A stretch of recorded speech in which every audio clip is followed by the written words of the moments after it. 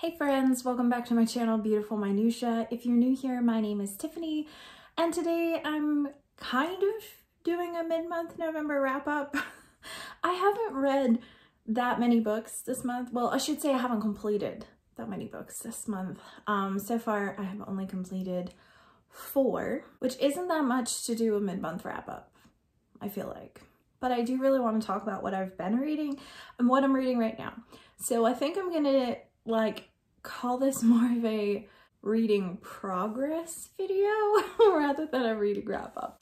So the first book that I did complete reading this month so far is Bleak House by Charles Dickens. I was close to being done with this at the end of October. This was one of my main Victober reads, and I didn't quite get it in time because this thing is a beast. It's like 900 pages, and I actually had kind of a difficult time reading it, which is not typically true for me with Dickens books. Charles Dickens is actually one of my favorite authors of all time, and I was really looking forward to reading Bleak House. A lot of people had told me that I was in for such a treat and that this was one of their all-time favorite Dickens, and it wasn't for me, unfortunately.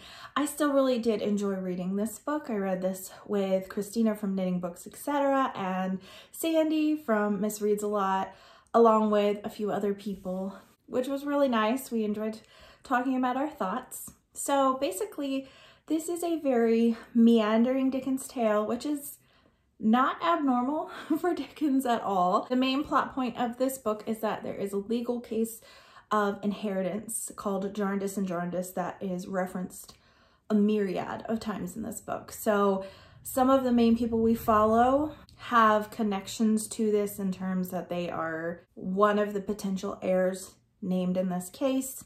And then there's a lot of other people who are connected to them in some ways, or connected to the case in some ways, that they're lawyers or solicitors or whatever. So we follow 2 main narratives in this story. The first narrative is a third-person present tense narrative that just kind of follows a lot of the side plots and side characters. And then there is a first-person past tense narrative that is by Esther, one of the main characters, who is closely related to several of the heirs in the Jarndyce and Jarndyce case. So like many Dickens stories, this has a lot of very loose end threads. And towards the end, Dickens does pull together each and every one of those threads and connects them. However, I had a really hard time getting into this book, and even just beyond getting into it, I had a hard time staying into it, even once it started getting more interesting. I can attribute a huge part of that to the fact that one of the main narratives was present tense, and that is not my favorite type of narrative anyway. But when an entire book is in that tense, I can get into it after a while sometimes and stay with it. But this, we kept flipping back and forth, and it felt very disjointed. Esther's narrative was wonderful, was really personable. I felt like really close to her and the characters that were closely associated with her narrative, but the other narrative seemed more cold and detached to me. I didn't have an emotional connection with anybody from that plot line at all. There were things that happened to those people that was terrible. Some of them met really terrible fates, and I didn't care. It didn't move me in any way at all. And this book is just like really long and could have probably been half the length, I feel like. And you could probably say that with a lot of Dickens books. But this is the first book that I've actually really felt that way about. But I think that it was intentional that Dickens made it longer, because basically the message he's trying to convey in this story is how messed up the court systems are, and how much costs they absorb, and how anybody involved in these suits, like, nobody wins. Like, there's no winner of these cases. So I think Dickens making this book dragged out and a bit bloated actually conveys that very well and gets his point across that much more, because you're just waiting and waiting and waiting for something to happen. And in the same way, a lot of the people in this book are waiting and waiting and waiting for a judgment on their case. And so there's definitely a tie in there. And also, you know, this was a book that was released in serial form, just like pretty much all of Dickens' books if I'm not mistaken. So only 3 chapters were released at a time. And if you notice a pattern when you're reading this, every 3 chapters, there's kind of like something happens and there's a little bit more of like a cliffhanger, leaving you wanting more.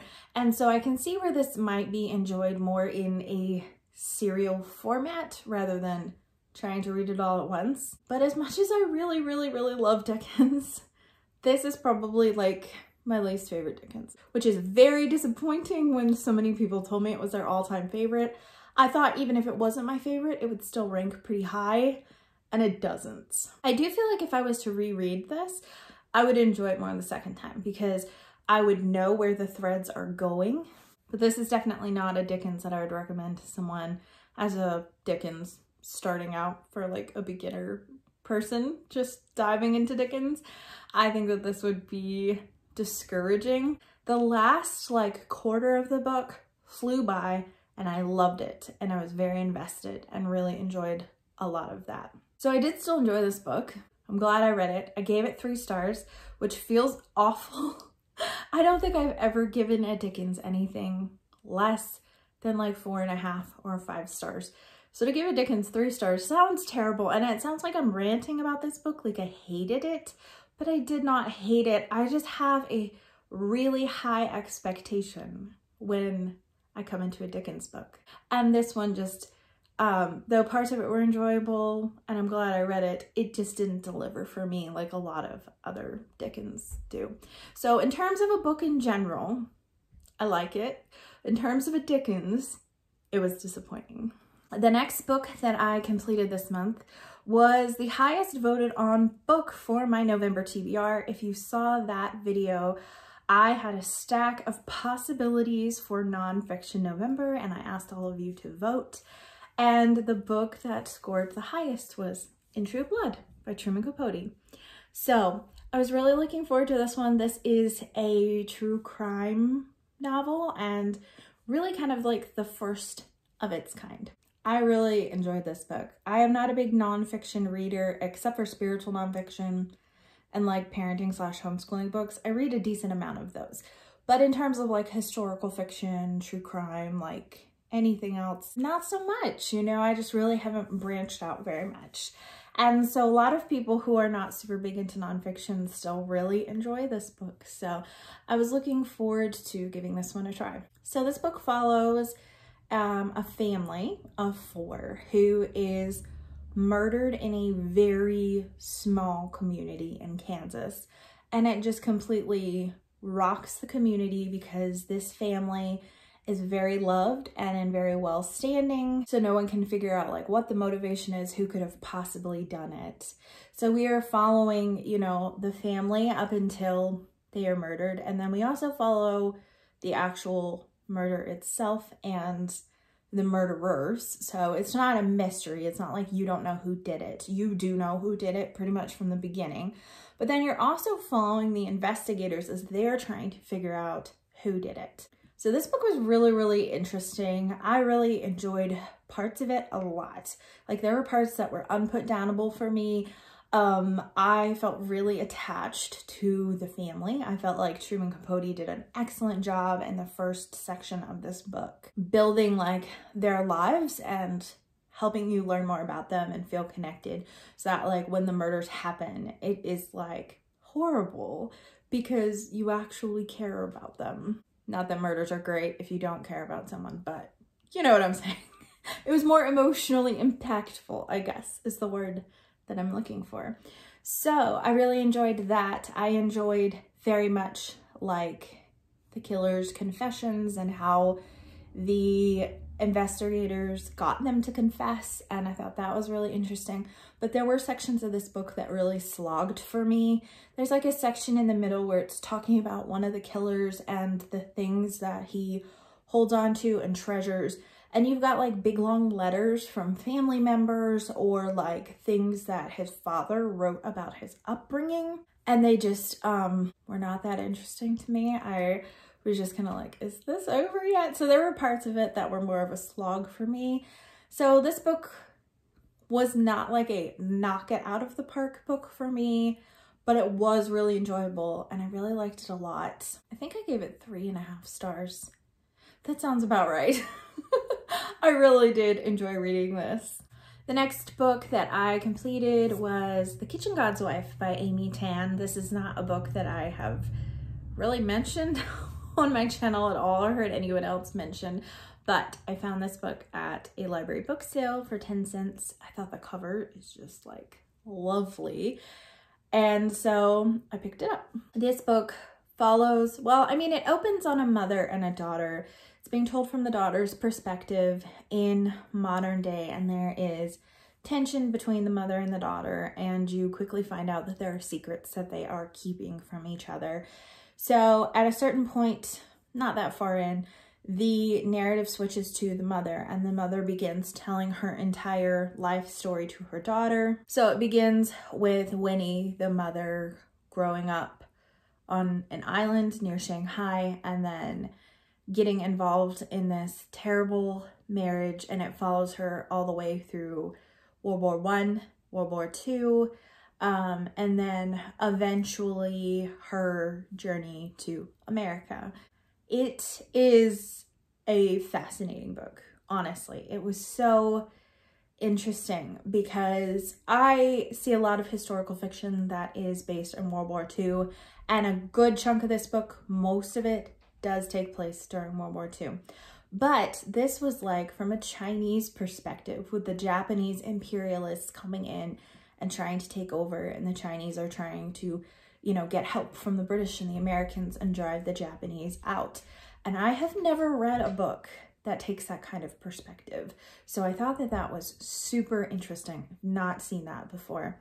I also loved how deep this book dives into Chinese culture in terms of religion, in terms of honor, in terms of traditions, and just the way Chinese society functioned at that time, both in how they were kind of holding on to some traditional things, and you could see some people trying to break out of those traditional gender roles too, and how that was very much frowned upon. So it was just really interesting. I really enjoyed it a lot.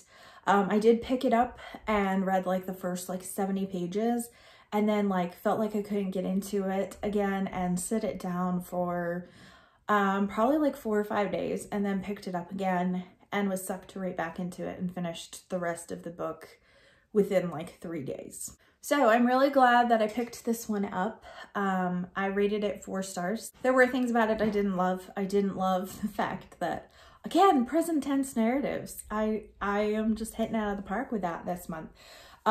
There's a lot of that in here, and I didn't love that. Another thing, as a word of caution and trigger warnings, this does have sexual assault in it, and I tend to avoid books that detail that in any way. And this book was not too much for me, because the mother in this book is very like proper and traditional in her Chinese way of thinking. There's a lot of things that she doesn't say, and she leaves a lot of things vague and to the imagination, which is okay with me. I can read it like that. I just can't read like gratuitously detailed things. And so I do feel like obviously there is some emotional impact, and you definitely feel the ripple effects of the trauma in this book. But even though it was quite heavy at times, I didn't feel like it was too much or that it was too detailed. But if that is something that you completely avoid in books, I did want to give you a fair warning that that's in there. The only other book that I have finished so far is one that I have been reading for months and months and months out loud to my daughter. And I don't necessarily share a lot of the read alouds that we do, but I mentioned this in my end of the year book tag, so I'm going to mention it here. And that's Anne of Avonlea. We read Anne of Green Gables this summer and then started this one after, but we put it down for like months. And so at times we would read like 1 or 2 chapters. But then the last like 2/3 of it we read pretty quickly over the course of a week or 2. So we really enjoyed this one. And as soon as we were done, my daughter was ready to pick up Anne of the Island. So it's just been a joy to read these books with her. I read some of them as a child. I don't think I read all of them. I think I stopped reading with Anne of Windy Poplars because it's an epistolary novel, and even as a child, apparently, I wasn't a big fan of that. So we'll see whether or not my daughter and I continue with Anne of Windy Poplars, but we are continuing with Anne of the Island. So I've just been enjoying, loving Anne, and seeing my daughter fall in love with her too. So it's been wonderful. So out of those 4 books that I mentioned, only 2 of them were actually started and completed this month. Like I said, Bleak House was almost done. I think I finished it on like November 1st or 2nd. So I almost like don't want to count that, but I hadn't really had a chance to talk and share my final thoughts on it. So, and then Anne of Avonlea was dragged out too. But I am in the middle of a bajillion books right now, so I figured I would share what I am currently reading as well. So I have kind of soft DNF'd but hope to finish this month Crime and Punishment. This is a reread for me, and I read a lot in this book for the first like week or so of the month, and then there was a live show and I hadn't even completed it in time, and so my reading kind of tapered off because I wanted to be reading other things. But I only have about 100 pages of this left, so I am going to try to finish it this month. But if I don't finish it by the end of November, I might not pick it up again for the rest of the year, because I do know how this ends, but the ending is my favorite part. So I am going to try to complete this, but I have other books that I'm really enjoying reading right now too. So among those books are Just Mercy by Bryan Stevenson. This was another nonfiction November pick, and it was pretty high up there. This one and Isaac Storm by Erik Larson were like right there with In Cold Blood, so I really didn't know which one was gonna win. This one was winning for a while, and then In Cold Blood just kind of pushed its way ahead. So this is also in my 5-star predictions book list for this year. So that kind of factored me picking up this one next. This is about a lawyer who is helping people who are wrongfully imprisoned and on death row. And so I thought this book would have like a lot of legal jargon and be very difficult to get through, and it's not. It's so gripping and has like really sucked me in. There are times where I have to stop reading because it's so emotional and so heavy. But it's really well written and I'm really enjoying it so far. I think I am like a third to half of the way through, something like that. I'm also reading Letters to a Diminished Church by Dorothy Sayers. There is a read along happening hosted by Christy Lewis from Dostoevsky in Space of this book. I am a little more than halfway through and the live show is this week, so I don't know if I'll finish it in time or not. These are a collection of essays written by Dorothy Sayers about religion, doctrine, all that kind of stuff. Some of them have been really deep and I really loved them. Some of them feel like they're going over my head, and some of them are very focused on art and creativity, which is not a bad thing, but I don't know that I necessarily connect with that quite as much as some people do, if that makes sense. So it's not necessarily like I disagree with her thoughts on some of that. It's more that maybe I just don't connect with it as much. So there have been essays that I've really loved, and then essays that were hard to get through because I didn't enjoy them as much, or I didn't agree with the point that she was trying to make. But I don't feel like I have to agree with everything someone says for me to still enjoy some of it. I can kind of pick out what I want and like throw the rest back, so to speak. But Dorothy Sayers' writing is really beautiful, so I love her writing style. And then lastly, I just started today Red Rising by Pierce Brown. I am one of the few people that have not read this book on BookTube because I feel like a lot of booktubers have. It is a very well-loved sci-fi book in the BookTube community. So I am excited and mildly apprehensive to be reading this. Mildly apprehensive because I don't always vibe with sci-fi. But I'm buddy reading this with a friend, so I have someone to talk to about it. And I am actually vlogging the process of me reading this book. So that will be out, I don't know how long it's gonna take me to read this book. Might be out later this week. Probably next week. I've heard a lot of people say that they flew through this book, so maybe I will too. I'm not really sure, but it'll be out at some point, and then there will be very like in-depth thoughts of what I'm thinking for those of you who have been wondering, because some of you said you couldn't wait to hear my thoughts and some of you said you loved it. So I really hope I love it too. I really do. I worry about books that everyone loves, that they'll be too overhyped for me and that I'll be disappointed. But some of the people I know who love this book have very similar reading tastes to me, which gives me hope that it won't be overhyped. So that's it for this video. So far I've completed 4 books and I am in the middle of 4 other books. So we'll see what the end of the month entails. But I just wanted to give you guys a quick reading update as to how my November has been going so far. It's definitely been less frustrating and overwhelming than my October was. So that's good. I'm really glad I gave myself margin to read books that I felt like reading this month. Otherwise, I never would have picked up The Kitchen God's Wife or Just Mercy. So I'm really, really glad I kind of had some extra room to read those. I would love to hear from you in the comments down below. What have you been reading so far this month? Are you having a good reading month? Kind of like a meh reading month? Hopefully not a bad reading month. But I would love to hear what your favorite book is so far that you have been reading this month. Thank you so much for watching. If you like this video, please hit like and also subscribe so you can continue to see more bookish content from me. And I will see you again next time.